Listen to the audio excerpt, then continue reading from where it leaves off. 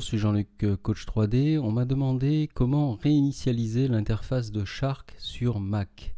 Parce que de temps en temps, Shark a des fichiers d'apprentissage. Il se peut que certaines mises à jour ou certaines opérations font que ces fichiers se polluent.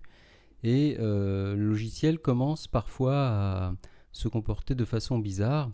Et donc dans ces cas-là, on réinitialise l'interface. Seulement voilà, sur Mac c'est un petit peu plus compliqué que sur Windows. Donc voici la méthode. Alors il faut ouvrir une fenêtre de Finder comme ça, et donc on va aller ici dans le menu Aller et on va appuyer sur la touche Alt. Vous voyez que quand on appuie sur la touche Alt, il se passe que Bibliothèque apparaît.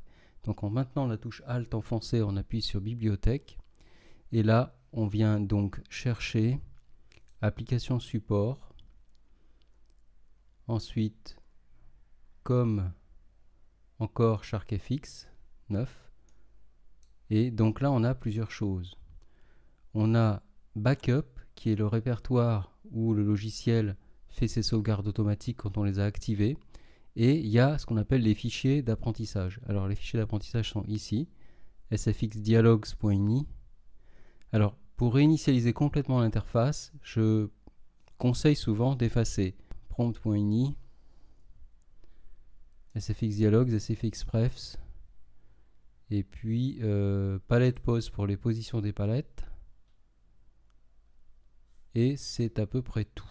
Donc ça on efface, on met à la poubelle, on vide la poubelle, on relance Shark. Bien entendu il faut faire ça lorsque Shark est quitté.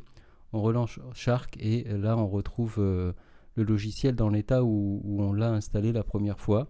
Il suffit donc de remettre ses préférences d'unité et c'est terminé. Voilà, j'espère que cette vidéo vous aura aidé.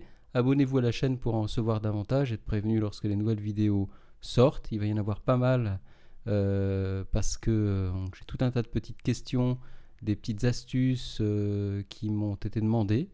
Donc abonnez-vous et à très bientôt. Au revoir.